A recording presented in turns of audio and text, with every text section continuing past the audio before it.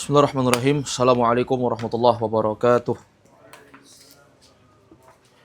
Innal hamdalillah nahmaduhu wa nasta'inuhu wa nastaghfiruh wa na'udzu billahi min shururi anfusina wa min sayyiati a'malina. May yahdihillahu fala mudilla lahu wa may yudlil fala hadiya lahu. Asyhadu an la ilaha illallah wahdahu la syarika lahu wa asyhadu anna Muhammadan 'abduhu wa rasuluh. Ya ayyuhalladzina amanu taqullaha haqqa tuqatih wa la tamutunna illa wa antum muslimun. Alhamdulillah, kita melanjutkan kembali pembahasan kita dalam mengkaji kitab Al-Muyassar fi Ilmin Nahwi. Dan ini pertemuan kita yang ke-22. Insyaallah kita akan melanjutkan pembahasan berkaitan dengan masalah wujubu taqdimil mubtada. Pembahasan berkaitan dengan wajibnya mendahulukan mubtada.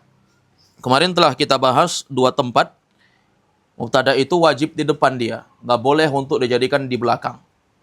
Walaupun memang kadang bisa saja mubtada itu menjadi berada di posisi belakang, namanya mubtada muakhar, dan khabar dikedepankan, namanya khabar muqaddam. Tapi dimaklumi bahwa di sini tempat-tempat yang wajib ini ada 4 tempat ya, kita belum sempat menyelesaikannya di pembahasan kemarin. Sudah kita bahas. Yang pertama, beliau menjelaskan bahwa yang wajib mubtada itu di depan idza kana al-mubtada'u minal alfadhil lati laha as-sadaratu fil kalam. Itu apabila mubtada'nya itu minal alfad, termasuk dari lafaz-lafaz allati laha as-sadaratu fil kalam, yang menunjukkan permulaan atau memang ditaruh di depan dia, nggak bisa di belakang. Ada lafaz-lafaz yang memang dia itu selalu datang di depan. Seperti misalnya kalamul ibtida, seperti ucapan permulaan. Ya, lam taukid misalnya la abdun mu'minun khairun min musyrikin.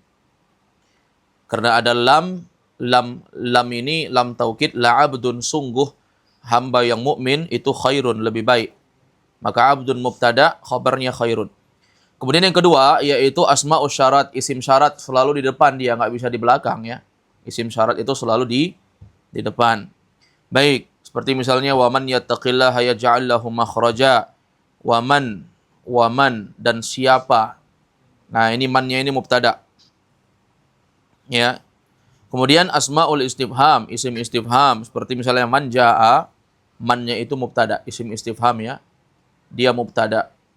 Nah, itu kan kalimatnya memang selalu datang di depan, nggak bisa di belakang dia, maka itu wajib. Tempat yang kedua yang merupakan mubtada itu wajib di depan, kata beliau, idza kana al-mubtada'u wal khabar ma'rifatain aw nakiratain mutasawiyain fit ta'rifi wat tankir. Apabila mubtada dan khabarnya itu kedua-duanya berupa isim ma'rifah.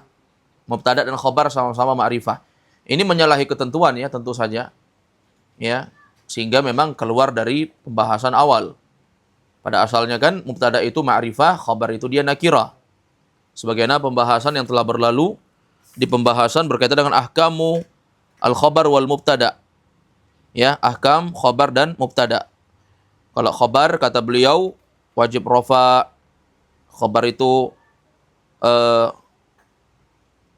asalnya ayyakuna nakiratan, dia adalah nakirah dan seterusnya. Tapi di sini sama-sama ma'rifah dan atau sama-sama nakirah. Contoh yang sama-sama ma'rifah ini ya, Aliyun Sodiki kemarin ya. Sodiki itu asalnya dia nakirah, tapi gara-gara dia itu idhafah atau mudhaf kepada dhamir, maka dia menjadi apa? Menjadi ma'rifah juga. Aliyun ya jelas itu nama orang ma'rifah. Contoh yang nakirah yaitu wa akbaru minka sinnan aktsaru minka tajribatan. Dan akbaru minka, yang lebih tua daripada engkau umurnya, aktsaru minka tajribatan, tentu lebih banyak daripada engkau pengalamannya. Akbaru dan aktsaru ini sama-sama nakirah. Akbaru mubtada, aktsaru khabar. Baik, sekarang kita lihat pembahasan yang ketiga sekarang ya, pembahasan baru ini, pembahasan yang ketiga. Kata beliau, idza kana al-mubtada'u maksuran 'alal khabari wa dzalika bi ayyaktarinal khabar bi illa lafzan.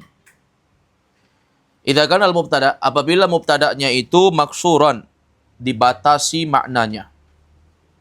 Ya.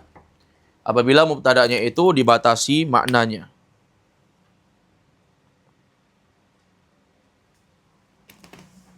Jadi apabila mubtada itu dibatasi maknanya, ya, dibatasi maknanya dalam artian kata beliau, idza kana al-mubtada'u maksuran 'alal khabar. Apabila mubtada itu dibatasi maknanya 'alal khabar, atas khabar. Dibatasi maknanya atas khabar. Bagaimana itu? Kata beliau, bi ayyaktarinal khabar bi illa lafzon. Yaitu wadzalika, kata beliau, wadzalika, dan hal itu bi ayyaktarina, dengan menggandengkan al-khabara, bi ayyaktarina al-khabara, dengan menggandengkan kepada khabar, bi illa, dengan lafat illa, bi illa lafzon, dengan lafat illa. Maksudnya di sini mubtada itu wajib di depan apabila khabarnya itu dipakaikan illa. Wa ma Muhammadun illa rasulun. Wa ma Muhammadun illa rasulun. Nah, kalau antum lihat di sini, wa ma Muhammadun, Muhammadun mubtada. Tidaklah Nabi Muhammad itu illa kecuali rasulun. Berarti khabarnya mana? Rasul. Nah, tidaklah Nabi Muhammad itu kecuali rasul. Muhammad mubtada, rasul khabar. Di sini kalau kita lihat mubtadanya dibatasi. Tidaklah Nabi Muhammad itu, dibatasi dia.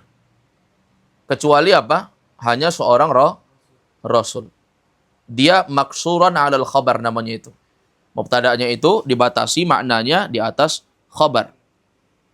Yaitu bi ayyaktarinal khabar bi illa, yaitu khabarnya bergandengan dengan illa lafdhan. Secara lafaz ada illa, pengecualian ya.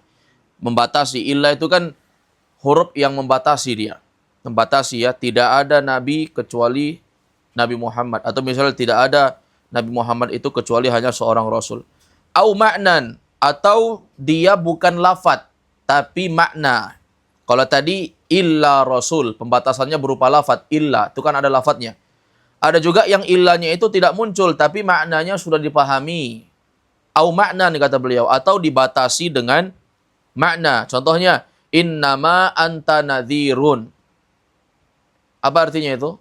Sesungguhnya engkau hanyalah anta, sesungguhnya engkau hanyalah nadhirun, seorang pemberi peringatan. Kata beliau, idz al-makna, yaitu maknanya ma anta illa nazirun. Tidaklah engkau kecuali seorang nadhir, pemberi peringatan. Jadi kalimat innama anta nadhir itu sama dengan ma anta illa nadhir. Apa bedanya? Bedanya kalau innama anta nadhir, di situ illanya tidak tercantumkan secara lafaz. Dia hanya secara makna.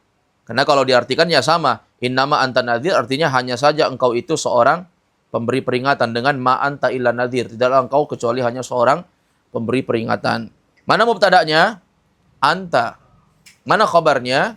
Nadhir. Kan nggak mungkin nadhir mubtada, anta khabar. Karena khabar itu dia adalah penjelas. Sesuatu yang menjelaskan makna mubtada. Anta, kamu. Yang menjelaskan kamu, kenapa kamu? Ternyata kamu adalah nadhir. Jelas ya? Jelas ini poin ketiga?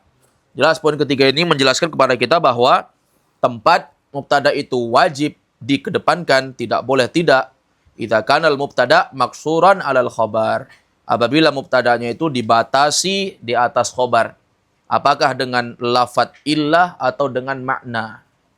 Baik pakai lafaz illa pengecualian untuk pembatasan, atau secara makna saja. Contoh yang pakai illa secara lafaz tadi ya, wa ma Muhammadun illa rasul. Ya kan? Di situ khabarnya bergandengan dengan illa, illanya nampak. Ada yang illanya itu secara makna saja, innama anta nadhir. Ini enggak ada illa, tapi maknanya adalah innama anta nadhir, maknanya ma anta illa nadhir. Kalau di sini anta wajib di depan, enggak boleh illa nadhirun anta. Atau misalnya kita katakan innama nadhirun anta, enggak boleh antanya di belakang. Karena di sini anta wajib dikedepankan. Kenapa? Karena mubtada'nya itu dibatasi maknanya dengan khabar. Baik, yang keempat, dan ini pembahasan terakhir dalam pembahasan mubtada wajib dikedepankan. Setelah itu kita akan masuk pembahasan wujubu taqdimil khabar, yaitu khabar wajib dikedepankan. Baik, Sekarang yang keempat kata beliau, idza kanal khabaru jumlatan fi'liyatan. Ya, fa'iluha dhamirun mustatirun ya'udu 'alal mubtada'i nahwu sa'idun hadara wa salihun safara. Falau taqaddamal khabaru lal tabasa al mubtada'u bil fa'ili. Tempat yang keempat dari apa ini? Tempat yang keempat dari apa? Mubtada wajib di depan. Bukan boleh tapi wajib. Ya kan? Wajib di depan. Wajib berarti kalau dia di belakang salah, bukan berdosa ya, karena ini bukan ahkam taklifiyah, bukan hukum yang dibebankan kepada hamba. Ini hanya hukum bahasa Arab. Berarti kalau salah menyelisihi dia bukan berdosa tapi apa? Dia keliru, salah. Yang keempat, idza kana al-khabaru jumlatan fi'liyah. Apabila khabarnya itu berupa jumlah fi'liyah. Khabar itu kan ada mufrad, ada khabar jumlah. Jadi mubtada itu wajib di depan kalau khabarnya itu jumlah fi'liyah yang fa'iluha dhamirun mustatir ya'udu 'alal mubtada. Yang fa'ilnya itu adalah dhamir mustatir, dhamir yang tersembunyi yang kembali kepada mubtada. Nah, jadi kalau antum pahami, kita jumpa ada mubtada, baru khabarnya itu adalah jumlah fi'liyah. Jumlah fi'liyah berarti khabarnya susunan fi'il dan fa'il. Tapi ingat, fa'ilnya itu harus berupa dhamir mustatir yang kembali kepada mubtada. Kalau fa'ilnya muncul selesai, nggak jadi dia. Ya. Tapi ini fa'ilnya harus berupa dhamir mustatir yang maknanya itu kembali kepada mubtada. Maka di sini mubtada'nya wajib di depan, nggak boleh dikebelakangkan. Contohnya, Sa'idun hadara. Si Sa'id telah hadir. Telah hadir ini memberitakan tentang si Sa'id. Berarti dia khobar kan? Tapi hadara itu kan fi'il. Bagaimana caranya kita jadikan khobar itu sebagai fi'il? Kita katakan, Sa'idun mubtada' marfu' wa alamatu raf'ihi ad-dhammah li'annahu ismun mufrad. Seperti biasa. Hadara, kita katakan ini bukan khobar mufrad. Tapi ini khobar jumlah. Jumlahnya jumlah fi'liyah. Jumlah fi'liyah itu harus terdiri dari fi'il fa'il. Dan setelah diteliti, hadara itu asal kalimatnya adalah huwa hadara. Jadi begini, Sa'idun huwa hadara. Ya, asalnya begitu. Cuman huwanya nggak penting lagi. Disembunyikan dia menjadi dhamir mustatir di dalam hadara. Berarti si Sa'id, dia telah hadir. Begitu artinya. Sa'id, dia telah hadir. Makanya kita katakan bahwa Sa'id mubtada, hadara, jumlah fi'liyah. Jumlah fi'il dan fa'il. Hadara fi'il madi. Mabniyun alal fathi. Wal fa'il, fa'ilnya di dalam hadara itu dhamirun mustatirun takdiruhu huwa. Huwanya itu kembali kepada Sa'id. Ini dia. Kalau khabarnya itu berupa jumlah fi'liyah, yaitu hadara jumlah fi'liyah, dan fa'ilnya itu berupa dhamir mustatir yang kembali kepada Sa'id, kepada mubtada, maka si Sa'id di situ wajib di depan. Apa boleh kita balik? Hadara Sa'idun boleh dibalik? Nggak boleh. Nanti kalau dia dibalik jadi susunan apa itu? Fi'il fa'il. Kalau dia dibalik, hadara Sa'idun, malah hadara di situ sudah tidak ada lagi dhamir mustatir di dalamnya. Kenapa? Sa'idun yang datang setelahnya menjadi fa'il. Paham ya? Sehingga nggak boleh dibalik dia. Kalau dibalik, nanti jadi susunan fi'il fa'il. Bukan lagi mubtada khobar. Loh Ustaz, tadi hadara di situ ada dhamir mustatir. Iya, kalau dia di belakang. Kalau dia sudah di depan, hadara, ngapain lagi mustatir? Setelahnya kan Sa'idun, berarti Sa'id pelakunya. Jelas? Nah, begitulah makanya di sini wajib di depan dia. Jelas ya tempat yang keempat? Idza kana al-khabaru jumlatan fi'liyah, apabila khabarnya itu jumlah fi'liyah, lalu fa'iluha dhamirun mustatirun. Lalu khabarnya adalah lalu fa'ilnya adalah dhamir mustatir yang kembali kepada mubtada. Contoh yang kedua yaitu salihun safara. Salihun safara. Apakah boleh dibalik ini? Safara salihun. Kalau dibalik safara salihun bisa, tapi dia bukan di-i'rab sebagai mubtada khabar. Tapi apa? Safara fi'il madi, salihun khabar. Kalau dibalik. Kalau kita mau jadikan dia susunan mubtada khabar, maka kita jadikan isimnya duluan. Salihun safara. Salihun mubtada, khabarnya adalah safara. Jumlah fi'liyah